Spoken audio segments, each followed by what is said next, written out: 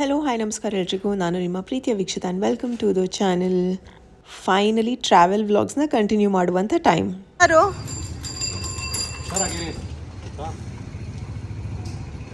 ಬಾಯ್ ತಾತ, ತಾತ bye. Last time ನೀವು ಪ್ಯಾಕಿಂಗ್ ತನಕ ನೋಡಿದ್ರಿ. ಇವತ್ತು ಏರ್ಪೋರ್ಟಿಗೆ ಹೊರಡಬೇಕಾದ್ರೆ there was a major fire break through ಒಂದು ಕಾರ್ಗೆ. ನಾನು ಇದನ್ನು ಕ್ರಾಸ್ ಮಾಡಿ ಆ ಕಡೆ ಹೋಗಿ ಗಾಡಿ ನಿಲ್ಲಿಸಿದೆ. ಯಾವ ಗಾಡಿನೂ ಸ್ಟಾಪ್ ಮಾಡಿಲ್ಲ. ಫೈನಲಿ ಇವಾಗ ಕ್ಲಿಯರ್ ಆಯಿತು. ಡಿಲೇಡ್ ಬೈ 40 ಮಿನಿಟ್ಸ್ ಆಯಿತಾ. ಭಯನೇ ಆಗಿಲ್ಲ. ಭಯ ಆಯಿತು, ಬಟ್ ಇನ್ನೇನು ಮಾಡೋದು, ಬೇರೆ ಆಪ್ಷನ್ ಇಲ್ಲ ಅಂದರೆ ಏನು ಮಾಡೋಕ್ಕಾಗಲ್ಲ. ನನಗೆ I am trying my way. ನಾನು ಅದನ್ನು ಹತ್ತಿ ವೆಹಿಕಲ್ ನಿಲ್ಲಿಸ್ತೀನಿ, ನೀವು ಲಗೇಜ್ ತಗೊಬನ್ನಿ ಅಂತ. ಯಾರು ನಿಲ್ಲಿಸ್ತಾರೆ ಅವರು? ಬಿಕಾಸ್ ಇನ್ನೇನು ಮಾಡೋಣ, 2 ಆಪ್ಷನ್ ಇದೆ. ಒಂದು ವಾಕಿಂಗ್ ಮಾಡ್ಕೊಂಡು ಹೋಗಬೇಕು ಆಯಿತಾ.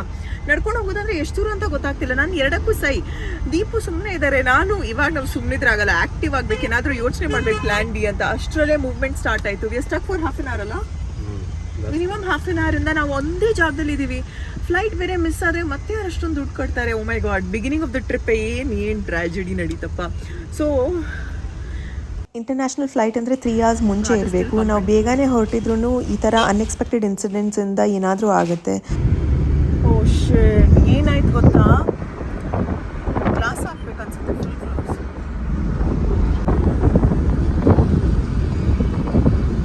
ಕಾರ್ ಫುಲ್ ಸುಟ್ಟೋಗ್ಬಿಟ್ಟಿದೆ. ನಾನೊಂದು ಫೋಟೋ ಹಾಕ್ತೀನಿ ನೋಡಿ, ವಿಡಿಯೋ ಕ್ಯಾಪ್ಚರ್ ಮಾಡೋದಕ್ಕಾಗಿಲ್ಲ, ಬಟ್ ಆ ರೀತಿ ಸುಟ್ಟೋಗಿದೆ. ಐ ಹೋಪ್ ಅದ್ರ ಒಳಗಡೆ ಇರೋರು ಆದಷ್ಟು ಬೇಗ ಹೊರಗಡೆ ಬಂದು ಸೇಫ್ ಆಗಿದ್ದಾರೆ. I really don't know. ನಮಗೆ ಲೇಟ್ ಆಗಿದೆ ಅಂತ ಟೆನ್ಷನ್ ಆದರೆ ಅವ್ರ ಲೈಫೇ ಥ್ರೆಟಲ್ಲಿದೆ ಅಲ್ಲ. ಅದೇ ಅವ್ರು ಏನಾಗಿದೆ ಗೊತ್ತಿಲ್ಲ, ಬಟ್ ಕಾರ್ ಅಂತೂ ಫುಲ್ ಸುಟ್ಟೋಗಿದೆ. ಅದೇ ಅವರು ಸ್ಟಾರ್ಟಿಂಗಲ್ಲೇ ಬೆಂಕಿ ಬಂದ ತಕ್ಷಣ ಆಚೆ ಬಂದಿದ್ರೆ ಬಚಾವಾಗಿರ್ತಾರೆ, ಬಟ್ ಏನಾಗಿದೆ ಗೊತ್ತಿಲ್ಲ. ಅನ್ಎಕ್ಸ್ಪೆಕ್ಟ್ ಆಗಿ ಏನೇನೆಲ್ಲ ಆಗುತ್ತೆ ಅಲ್ಲ ಲೈಫಲ್ಲಿ. ಸುಮ್ಮನೆ ಹೋಗ್ತಾ ಇರೋದು ಹಿಂಗೆ ಬ್ಲಾಸ್ಟ್ ಆಗುತ್ತೆ ಕಾರ್. ಏನೋ ಮಿಸ್ಟೇಕ್ ಆಗಿರುತ್ತೆ ಟೆಕ್ನಿಕಲ್.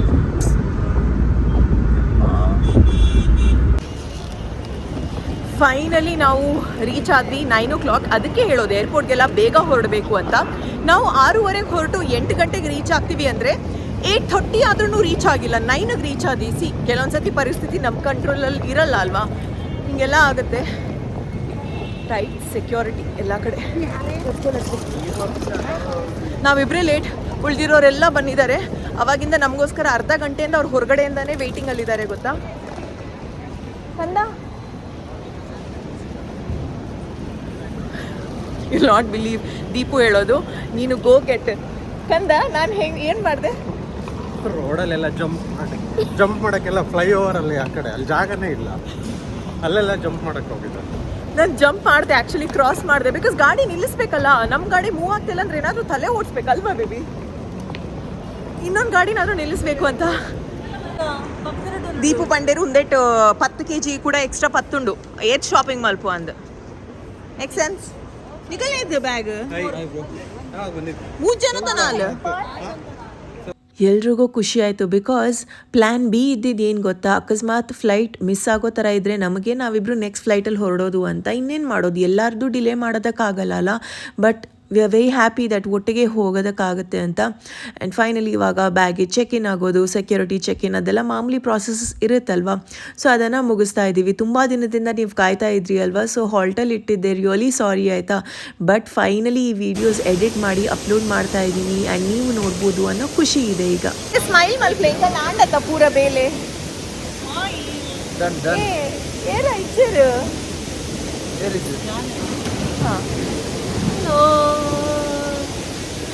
ನಾವು 6 ಮೆಂಬರ್ಸ್ ಒಟ್ಟಿಗೆ ಹೊರಟಿದ್ದು ಟ್ರಿಪ್ಗೆ. ಅಣ್ಣ, ಅತ್ತಿಗೆ, ದೀಪು, ನಾನು, ಅತ್ತಿಗೆ ಅವರ ಅಕ್ಕ ಸ್ಮಿತಾ ಅವರು, ಹಾಗೆಯೇ ನಮ್ಮ ಕಸಿನ್ ಎಜ್ವಲ್.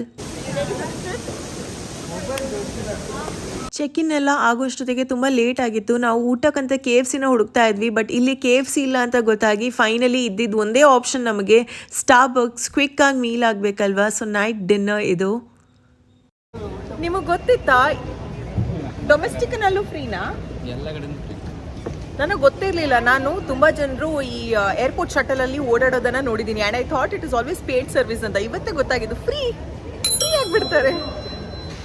ಏರ್ಪೋರ್ಟಲ್ಲಿ ಈ ಥರ ಸರ್ವಿಸಸ್ ಇದ್ದದನ್ನು ಯುಟಿಲೈಸ್ ಮಾಡ್ಕೋಬೇಕು. ಯಾಕೆ ಗೊತ್ತಾ, ಕೆಲವರು ವಯಸ್ಸಾಗಿರೋರು ಇರ್ತಾರೆ, ಮಕ್ಳಿರೋರು ಇರ್ತಾರೆ, ತುಂಬ ದೂರ ವಾಕಿಂಗ್ ಎಲ್ಲ ಇರುತ್ತೆ ಆಯಿತಾ, ನಮ್ಮ ಗೇಟ್ ನಂಬರ್ ಮೇಲೆ ಡಿಪೆಂಡ್ ಆಗುತ್ತಲ್ವ. ಸೊ ಈ ಥರ ಸರ್ವಿಸ್ ಇದ್ದದ್ದು ತುಂಬ ಹೆಲ್ಪ್ಫುಲ್ ಆಗುತ್ತೆ. ನಮಗೆ ಗೊತ್ತಾಯಿತು ಈ ಸತಿ. ಎನಿವೇಸ್, ಇವಾಗ ರಾತ್ರಿ ಹೊತ್ತಾಗಿತ್ತಲ್ವ, ಅವರೇನೋ ಫ್ಲೈಟಲ್ಲಿ ಒಂದು ಸ್ವಲ್ಪ ಊಟ ಕೊಟ್ಟಿದ್ರು, ಅದನ್ನು ಎಲ್ಲರೂ ಹಾಗೆ ತಿನ್ಕೊಂಡು ಇವಾಗ ಮಲಗಿದ್ದೀವಿ. ಎಲ್ಲಿಗೆ ಹೋಗ್ತಾ ಇದ್ದೀವಿ ಅಂತ ಇಷ್ಟರಲ್ಲೇ ನಿಮ್ಮೆಲ್ಲರಿಗೂ ಗೊತ್ತಿರುತ್ತೆ. ತುಂಬ ಜನ ಗೆಸ್ ಮಾಡ್ತಾ ಇದ್ದೀರಾ. ಅದರಲ್ಲೂ ಕೆಲವೊಬ್ಬರು US ಹೋಗಿದ್ದೀವಿ ಅಂತ ಕಾಮೆಂಟ್ಸ್ ಅಪ್ಪ. ಯಾಕೆ ಅನ್ಸುತ್ತೆ ನಿಮಗೆ US ಹೋಗಿರ್ಬೋದು ಅಂತ? ಸುದ್ದಿ ಇಲ್ಲ ಅಂತ. ನಾ US ಹೋಗಲಿಲ್ಲ. ನಾವು ಹೋಗಿದ್ದು ಊರಿಗೆ ತಲುಪಬೇಕಾದ್ರೆ ಎಷ್ಟು ಮಳೆ ಗೊತ್ತಾ, ಇದು ವಿಯೆಟ್ನಾಮಿಗೆ ಬಂದಿದ್ದೀವಿ ನಾವು. ಜೋರಾಗಿರುವಂಥ ಮಳೆ. ನಾವು ಏರ್ಪೋರ್ಟಿಗೆ ಹೋಗಬೇಕು, ಅಲ್ಲಿ ಇಳಿದು ಇನ್ನೇನು ಸುತ್ತಾಡೋದು ಅಂತ ಅಂದ್ಕೊಂಡ್ರೆ ಇಲ್ಲ, ಇಲ್ಲಿಂದ ಮತ್ತೊಂದು ಫ್ಲೈಟ್ನ ಕ್ಯಾಚ್ ಮಾಡಬೇಕು. ವಿಯೆಟ್ನಾಮಿಂದ ಹೆನಾಯ್ಗೆ ಹೋಗ್ತಾ ಇದ್ದೀವಿ.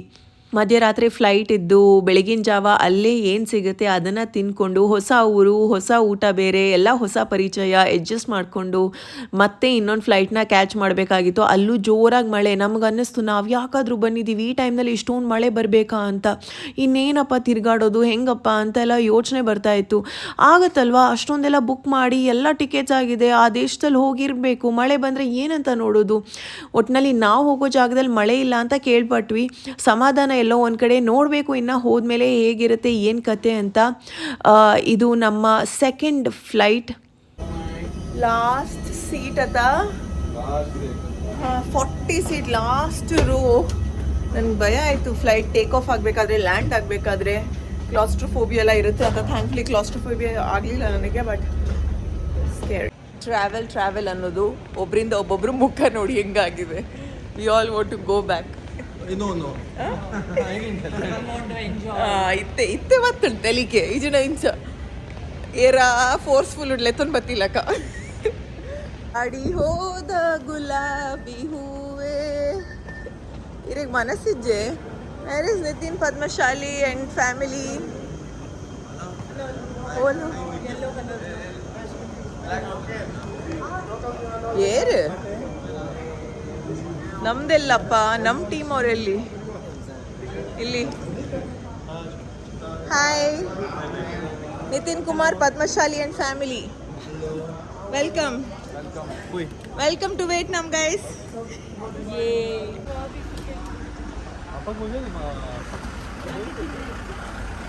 ನೆಕ್ಸ್ಟ್ 5 ದಿನಕ್ಕೆ, 1 ವಾರಕ್ಕೆ ಇದು ನಮ್ಮ ಗಾಡಿ ನೋಡಿ. ಅಂದ ಯಾರು ಒಂಜಿ ವಾರ ಗೊತ್ತೇ ಈ ಸೈಡ್ ಓಪನ್ ಅಂಚತ್ತು ಬನ್ನಿ ಬನ್ನಿ ಮಕ್ಕಳ, ಬನ್ನಿ ಬನ್ನಿ ಬನ್ನಿ ಬನ್ನಿ ಬನ್ನಿ ಬನ್ನಿ. ಇತ್ತೆ ತೆಲಿಕೆ ಎತ್ತು ತೆಲಿಕೆ ತಿರ್ಗರೆ ಒಂದು ಎತ್ತು ತೆಲಿಕೆ. 1 hour ಡ್ರೈವ್ ಆದಮೇಲೆ ನಮ್ಮ ರೂಮ್ ತಲುಪಿದ್ವಿ. ಇದು ನೋಡಿ, ಹೋಲ್ಸೇಲ್ ಏರಿಯಾದಲ್ಲಿ, ಹೋಲ್ಸೇಲ್ ಚಿಕ್ಕಪೇಟ್ ಥರ ಏರಿಯಾ ಇದು. ಅಲ್ಲಿ ನೋಡಿ ಹ್ಯಾಂಡಲ್ಸ್ ಅಂಗಡಿ, ಇಲ್ಲಿ ನೋಡಿ ಇದು ಅಂಗಡಿ, ಅಲ್ಲಿ ನೋಡಿ ಫ್ರೂಟ್ಸ್ ಮಾರ್ಕೊಂಡು ಹೋಗೋದು. ಒಂದು ಮಧ್ಯರಾತ್ರಿ ಹೊರಟಿರೋರು ಫೈನಲಿ ತಲುಪಿದ್ವಿ ಅಲ್ವಾ. ನೆಕ್ಸ್ಟ್ ಡೇ ಸಂಜೆ ಅಂತ ಖುಷಿ. ಇವಾಗ ಫಸ್ಟ್ ಫ್ರೆಶನ್ ಅಪ್ ಆಗಬೇಕು ಆಯಿತಾ. ಇದು ನಮ್ಮ ಹೋಟೆಲ್ ಪುಟ್ಟದಾಗಿದೆಯಲ್ಲ ನೋಡೋದಕ್ಕೆ. ಇದು ಅವ್ರ ದೇವ್ರ ಮನೆ ಅಂತ ನೋಡಿ, ತುಂಬ ಡಿಫ್ರೆಂಟ್ ಆಗಿದೆ. ಅವರು ಆಫರಿಂಗ್ಸ್ ಮಾಡೋದು ದೇವರಿಗೆ, ಜ್ಯೂಸ್, ಹಣ್ಣು, ಈ ಥರ ವಿಭಿನ್ನವಾಗಿರೋದೆಲ್ಲ ಇಡ್ತಾರೆ ಆಯಿತಾ. ನಾನು ಹಾಗೆ ಒಂದು ಚಿಕ್ಕ ಟೂರ್ ಮಾಡ್ತಾ ಇದ್ದೀನಿ. ಅದು ರೆಸ್ಟೋರೆಂಟ್ ಏರಿಯಾ, ಇದು ಲಾಬಿ ಏರಿಯಾ. ಹಾಗೆಯೇ ಎಂಟ್ರಿ ಆಗಿದ ತಕ್ಷಣವೇ ಇಲ್ಲಿ ಜ್ಯೂಸ್, ಕಾಫಿ, ಟೀ, ಬಾಳೆಹಣ್ಣು, ಒಂದು ಸ್ವಲ್ಪ ಚಾಕ್ಲೇಟ್ಸ್ ಎಲ್ಲಿ ಹೋದ್ರೂ ಇರುತ್ತೆ. ಸೊ ಅದನ್ನು ಇಟ್ಟಿದ್ರು. ಹಾಗಾಗಿ ನಾವು 3 ರೂಮ್ಸ್ನ ಬುಕ್ ಮಾಡಿದ್ವಿ. ಇದು ನಮ್ಮ ರೂಮ್ ಆಗಿತ್ತು, ಪುಟ್ಟದಾಗಿ ಸಿಂಪಲ್ ಆಗಿರುವಂಥ ಬೇಸಿಕ್ ರೂಮ್ ಆಯಿತಾ. ನಾವು ಎಷ್ಟು ಪ್ಯಾಕೇಜಲ್ಲಿ ಹೋಗಿದ್ವಿ, ಹೇಗೆ ಬುಕ್ ಮಾಡಿದ್ವಿ, ಎಲ್ಲ ಡೀಟೇಲ್ಸ್ ತಿಳಿಸ್ತೀನಿ. ಇವಾಗ ರೂಮಿಗೆ ಚೆಕ್ ಇನ್ ಆದ್ವಾ, ಇನ್ನು 1 hour ಇದೆ. ಕ್ವಿಕ್ಲಿ ಫ್ರೆಶನ್ ಅಪ್ ಆಗಬೇಕು. ಹಾಫ್ ಡೇ ಆಯಿತು ಆಯಿತಾ, 2 o'clock ಆಗಿದೆ. ಬಟ್ ಯಾವುದು ಹಲ್ಲು ಜಾಗಿಲ್ಲ, ಏನೂ ಆಗಿಲ್ಲ. So it's time to quickly ಬೇಗ ಫ್ರೆಶನ್ ಅಪ್ ಆಗೋದಕ್ಕೆ. ವಾಟರ್ ತುಂಬಿಸ್ತೀನಿ, ಬಿಕಾಸ್ ಹೋಗಬೇಕಂದ್ರೆ ವಾಟರ್ ಬಾಟಲ್ ಬೇಕು.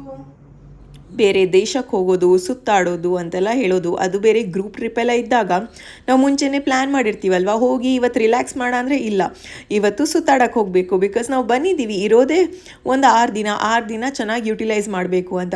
ಸೊ ಇಲ್ಲಿ ಫಸ್ಟ್ ನಾನು ರೂಮಲ್ಲಿ ಎಲ್ಲ ಆರ್ಗನೈಸ್ ಮಾಡೋಣ, ಅವಾಗ ಈಸಿ ಆಗುತ್ತಲ್ಲ ನನಗೆ ಏನು ಬೇಕು ಅದನ್ನೆಲ್ಲ ಪಿಕ್ ಮಾಡೋದಕ್ಕೆ ನೆಕ್ಸ್ಟ್ ಫ್ಯೂ ಡೇಸ್ಗೆ. ಹಾಗಂತ ಎಲ್ಲನೂ ನಾನು ಎತ್ತಿಡೋದಕ್ಕಾಗಲ್ಲ, ಬಿಕಾಸ್ 2 ದಿನ ಮಾತ್ರ ಇಲ್ಲಿರ್ತೀವಿ, ಇನ್ನು 2 ದಿನ ಬೇರೆ ಕಡೆಗೆ ಹೋಗ್ತೀವಿ. ಸೊ ಮತ್ತೆ ಟ್ರಾವೆಲ್ ಮಾಡಬೇಕಾಗತ್ತೆ. ಸೊ ತುಂಬ ಇಂಪಾರ್ಟೆಂಟ್ ಏನಿದೆ ಈ ಜಾಗಕ್ಕೆ ಅದನ್ನು ಮಾತ್ರ ಇಡ್ತಾ ಇದ್ದೀನಿ.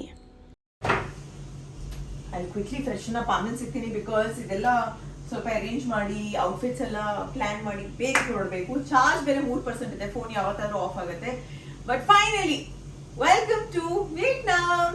ಸೊ ಈ ದೇಶಕ್ಕೂ ಆ ದೇಶಕ್ಕೂ ಏನು ವ್ಯತ್ಯಾಸ ಅಂದರೆ ಕರೆನ್ಸಿನಲ್ಲಿ ನಮ್ಮ ₹1 ಅಲ್ಲಿದು 305 ಡಾಂಗ್. ನಾವಿದ್ದ ಟೈಮ್ಗೆ ಈ ಥರ ಇತ್ತು ಎಕ್ಸ್ಚೇಂಜ್ ರೇಟ್.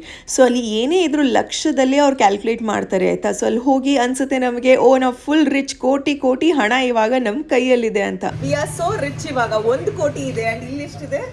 25 ಲಕ್ಷ ಫುಲ್ ಉಡಾಯಿಸುತ್ತೆ. 6 ಜನರಿಂದ ಸದ್ಯಕ್ಕಿರೋದು 5 ಜನ. ದೀಪು ವಾಸ್ ಲೈಕ್ ಇಷ್ಟೊಂದು ಟ್ರಾವೆಲ್ ಮಾಡಿ ನನಗಂತೂ ಸುಸ್ತಾಗಿದೆ, ಐ ಆಮ್ ಸ್ಟೇಯಿಂಗ್ ಬ್ಯಾಕ್ ಅಂತ. ಸರಿನಪ್ಪ ಅಂತ ನಾವು ಹೊರಟ್ವಿ. ನಮ್ಮ ಜೊತೆ ಇರೋದು ಪೀಟರ್ ಅನ್ನೋ ಗೈಡ್.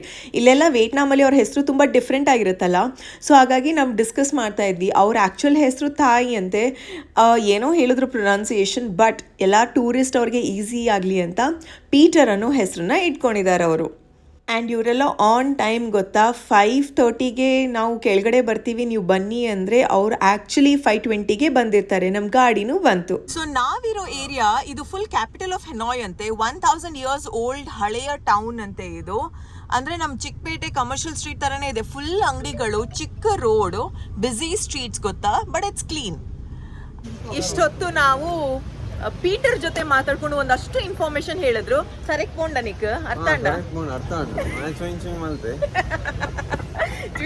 ಅರ್ಥ ಸೊ ನಮ್ಮ ಪ್ರಯಾರಿಟಿ ಇರೋದು ಎಲ್ಲಾರ್ದು ಶಾಪಿಂಗು, ಐಟಮ್ಸ್ ನೋಡೋದು, ವಿಯೆಟ್ನಾಮೀಸ್ ಫುಡ್ ಟ್ರೈ ಮಾಡಬೇಕು. ನೈಟ್ ಲೈಫ್ ನಮ್ಮ ಮನೆ ಹತ್ರನೇ ಇದೆ ಆಯ್ತಾ. So where in the city centre. ಇದೊಂದು ಲಕ್ಸುರಿ ಸ್ಪಾಟ್ ಅಲ್ಲ, simple spot. But best thing ಏನು ಅಂದರೆ ಇಲ್ಲಿ ಎಲ್ಲಾನು ಇದೆ ಅಂಗಡಿ. ಇವಾಗ ಮನೆಯವ್ರಿಗೆ ಫ್ರಿಡ್ಜ್ ಮ್ಯಾಗ್ನೆಟ್ಸ್ ತಗೋಬೇಕು, ಬ್ಯಾಗ್ಸ್ ತಗೋಬೇಕು ಅಂದರೆ ಎಲ್ಲ ಇಲ್ಲಿದೆ. ಓ ದೇವರೇನೆ, ಪುಚ್ಚದ ಸೈಜ್ ತೂಲೆ. ಇಲ್ಲಿ ಲೈಫ್ ಸ್ಟೈಲ್ ನೋಡಿ, ಈ ತರ ಪುಟ್ಟ ಸ್ಟೂಲ್ಸ್ ಅಲ್ಲಿ ಎಲ್ಲಾರು ಕೂತು ತಿಂತಾರೆ.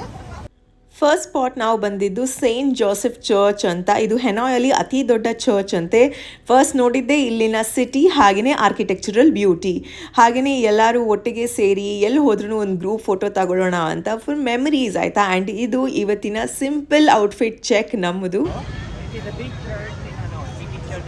ಹೆನಾಯ್ದು ಅತಿ ದೊಡ್ಡ ಚರ್ಚ್ ಅಂತೆ ಇದು.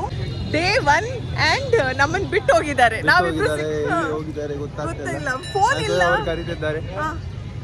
ರೌಂಡ್ ಹತ್ತು ಮಾರೆ ಇಲ್ಲದಾಗ್ಲೇ ನಾಡುನು ರೌಂಡ್ ಹತ್ತು. ಅಲ್ಪ ಇವ್ರು ನಮ್ಮನ್ನು ಬಿಟ್ಟು ಹೋಗಿದ್ದಾರೆ, ಫೋನ್ ಇಲ್ಲ, ಏನಿಲ್ಲ, ಏನ್ ಕತೆ ಅಲ್ಲ. ಫೋನ್ ಇಲ್ಲ, ಇಂಡಿಯಾ ನಂಬರ್ ವರ್ಕ್ ಆಗ್ತಾ ಇಲ್ಲ, ಇಂಟರ್ನೆಟ್ ಇಲ್ಲ, ಇವ್ರು ಬೇರೆ ಹೋಗ್ಬಿಟ್ಟಿದ್ದಾರೆ. ಎಲ್ಲರೂ ಒಟ್ಟಿಗೆ ಹೋಗಬೇಕು ಅಂತ ಅಂದ್ಕೊಂಡ್ರೆ ನಾವು ಸಪ್ರೇಟ್ ಆಗಿದ್ವಿ. ಒಡೆಬೋತೀನಿ ಇಂಗ್ಲೆಂಡ್ ಗುಡ್ದು ನಮ್ಮ ನಾಡು ನಲ್ಪ ಚರ್ಚುಲೆ ಮತ್ತೆ ಹೋದು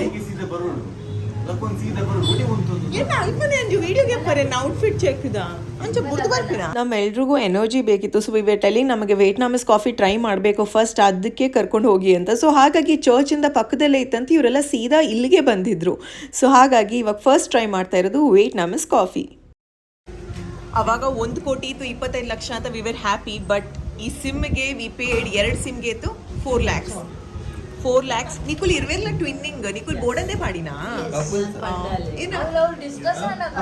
ಕಪಲ್ಸ್ ಹಾಗೆ ಕಪಲ್ಸ್. ತುಂಬಾ ಸತಿ ಕೇಳಿದ್ದೀನಿ ಇದ್ರ ಬಗ್ಗೆ. ದಿಸ್ ಇಸ್ ಎಗ್ ಕಾಫಿ ಅಂತೆ. So I have to taste the froth first. ಎಗ್ಗಿಂದ ಮಾಡಿರೋಂಥ coffee it's very popular here.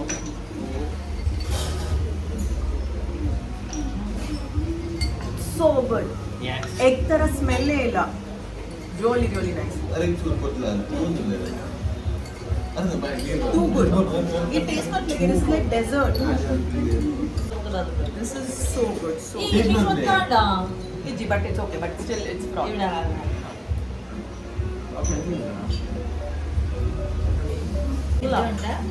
It's really nice. Get me. ಮುಂಚೆ ಬರ್ತೀನಂತ What this we can directly have it. Now you can have it. Now you mix a bit. It's really nice. I want a strong coffee. ಇವತ್ತಿನ ದಿನ ಕಲ್ತಿರುವಂಥ ಮೊದಲನೇ ಪಾಠ ಅಂದರೆ ನಿಮಗೇನಾದರೂ ಬೇಕು ಅಂದರೆ ನೀವೇ ಹುಡುಕಾಡಿ ಶಾಪಿಂಗ್ ಮಾಡಿ ತಗೊಳ್ಳಿ ಐಟಮ್ನ. ಬಿಕಾಸ್ ನಾನು ಗೈಡಿಗೆ ಹೇಳಿದ್ದೆ ನಮಗೆ ಸಿಮ್ ಕಾರ್ಡ್ ಬೇಕು ಅಂತ. ಅವರಾಗೆ ಹೋಗಿ ತಂದ್ರಲ್ವ, ನೀವು ತನ್ನಿ ಅಂತ ಹೇಳಲಿಲ್ಲ. ಬಟ್ ಹಿ ಚಾರ್ಜ್ಡ್ ಡಬಲ್ ಆಯಿತಾ. ಬಟ್ ಪರವಾಗಿಲ್ಲ, ಇನ್ನೇನು ಮಾಡೋದು, we didn't have a choice. ತಂದಾಯಿತು ಅವ್ರು ಆಲ್ರೆಡಿ. ಸೊ ಮೇಕ್ ಶ್ಯೂರ್ ನಿಮಗೇನಾದರೂ ಬೇಕು ಅಂದರೆ ಅವ್ರ ಜೊತೆ ಹೋಗಿ ನೀವೇ ತಗೊಳ್ತೀರಾ ಅಂತ. ಅಲ್ಲಿಂದ ಹಾಗೆ ನಾವು ಕಾಫಿ ಟೇಸ್ಟಿಂಗ್ ಮಾಡಿಸಿದ್ರು, ಎಲ್ಲ ತೋರಿಸಿದ್ರು. ನೆಕ್ಸ್ಟ್ ವಿಡಿಯೋದಲ್ಲಿ ಮತ್ತೆ ಸಿಗ್ತೀನಿ ಆಯಿತಾ. ಇದು ಹಾಗೆ ಕಂಟಿನ್ಯೂ ಮಾಡೋಣ. Take care, lots of love, bye.